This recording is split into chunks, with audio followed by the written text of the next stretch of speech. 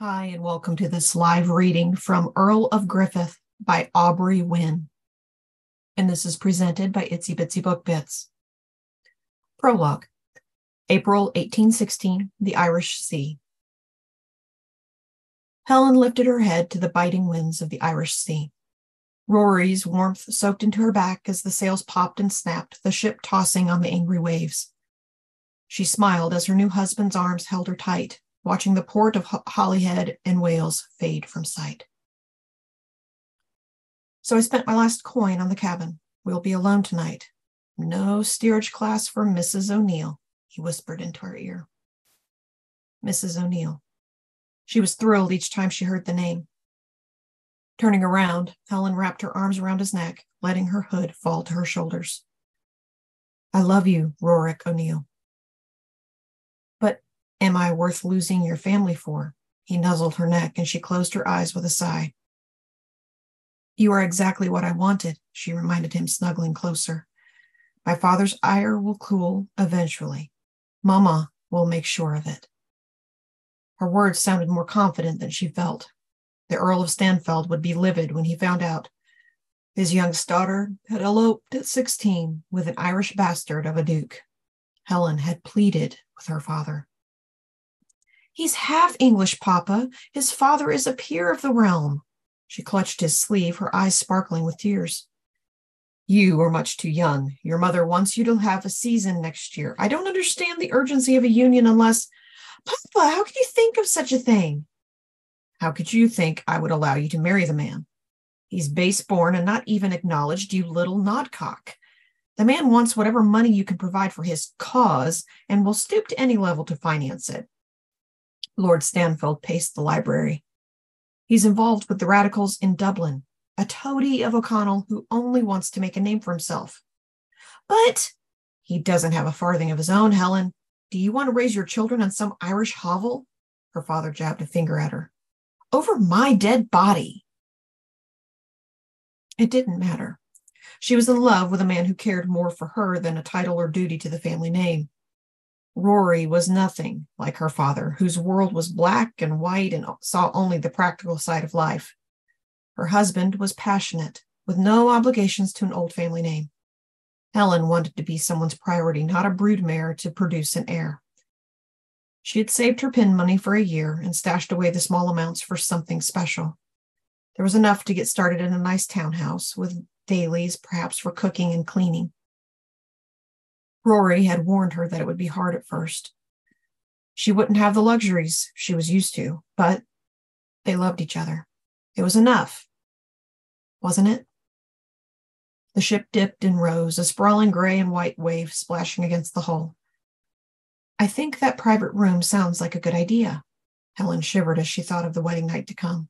The thought of lying with a man for the first time, this man, both terrified and thrilled her. He took her hand and placed it in the crook of his elbow. My lady, your chamber of marital bliss awaits. His hazel eyes sparkled, the familiar smile still causing her stomach to tumble. O'Neill! Here, O'Neill! Yelled someone on the crowded dock. A pair of men in dull brown wool jackets and pants waved in their direction. There they are, love. Joseph and Colin, my friends I told you about. Rory waved back at his cronies, a grin transforming his face from handsome to boyish. They're excited to meet ye. They made their way through the crowd, down the ship's plank. Helen carried 2 bags, and Rory hoisted the trunk on his shoulder. She admired his upper arms straining against the thin coat as he dodged other men with barrels over their backs or lugging more trunks. Helen finally gave up trying to walk by Rory's side and stepped behind him, gripping the back of his coat as they picked their way across the docks. Introductions were made, and she was immediately relieved of her bags.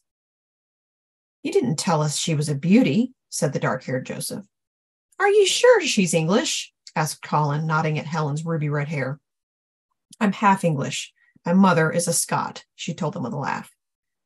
Now I like you even better, said Colin, his own red hair barely tamed beneath a wool cap. Then he turned to Rory. There have been some happenings while you were gone. I hope you had a grand time because it's time to get back to work. Helen followed the 3 men away from the ships and took her first good look at her new home. With a start, she realized there would be no carriage to pick them up. The streets were crowded like London, though the buildings were not as tall. After walking for close to an hour, they turned down a narrow street. The rows of houses all looked the same, with a layer of grime covering the steps and brick. They climbed several flights of creaking stairs, and she fought the urge to cover her nose from the sour smell that seemed to permeate the halls. Her feet were tired, and she was ready for a hot bath, a meal, and a clean bed, and time with her husband to get to know her new surroundings. Reaching a door chipped with paint and marked with a black 6, Rory pulled out a key. To her surprise, Colin and Joseph followed them inside. They seemed very comfortable in the apartment, knowing where to put the bags and then making themselves at home at the table in the small kitchen. "Now, I'm sorry, love, but I've got some business to take care of tonight." He tapped her nose with his knuckle and grinned at her. "Then we'll continue where we left off this morning." Her cheeks burned with a memory of their intimacy. She was truly a woman. "I'll unpack then. How shall I arrange for a bath?" Her husband's chortle took her by surprise. "You're a missus now. We left the grand Lady Helen behind in London, remember?" "Are you saying a missus does not bathe?" she quipped, looking down at her muslin gown stained with street muck. "You won't love me for long if I begin to smell like the alleys we passed on the way here."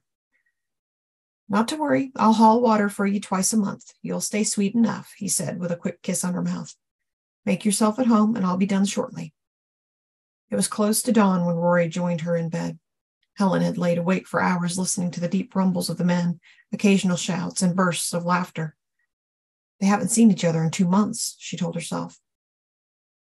But the kitchen conversations, as she began to call them, happened every evening. Helen found herself acting as serving maid and feeding all 3 men most nights. Occasionally, others would join them. Fortunately, most meals, meat and breads, were bought already prepared and baked, and she eventually learned to appreciate the versatile potato. She didn't particularly enjoy the work, but it kept her occupied and was better than the alternative. If Rory and his comrades weren't in her kitchen, then they were gone until dawn somewhere else. She hated being alone more than she hated cooking. Helen wondered exactly what her husband's business was. Rory was always evasive when she asked for more details.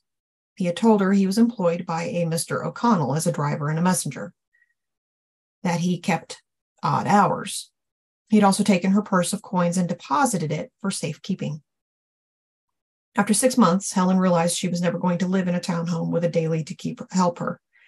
She was the only servant who would be cooking and cleaning. The money she'd so carefully saved was gone. She suspected it had gone to the cause that dominated Rory's life. "Now, love, to be sure, we're doing so well here," he would croon in his soft, low brogue. "We won't be needing any strangers in and out every day. I'm so proud of how well you're coping with your new surroundings." Then he would kiss her, take her to the bedroom, and make her forget all her carefully worded arguments. Helen laid her hand on her stomach, cradling the restless babe inside her. Her father would have been pleased to know she was so fertile, she thought ironically. Disappointment threatened her composure, but she blinked back the tears. Rory and the others would be home soon, and she needed to get the potatoes on to boil. She shuffled from the tiny bedroom, no longer hearing the creaking beneath her, through the modest sitting room with a rag rug and 2 wooden rockers, and into the small side area called the kitchen because it had a stove for heat. Scooping coal from the bucket, she poked the fire to life again. Then she sank into a sturdy but nicked-up chair and sobbed. Rory's first priority was not her, but his beloved Ireland. He cared for her, but now she understood that marriage to an earl's daughter allowed him a certain respectability with the local magistrates. Because of his titled English wife, they would assume he accepted the British monarchy and its stipulations. But if her husband had to choose, the rights of his fellow Irishmen would come first. After all her careful plans and promises to herself, she'd married a man just like her father.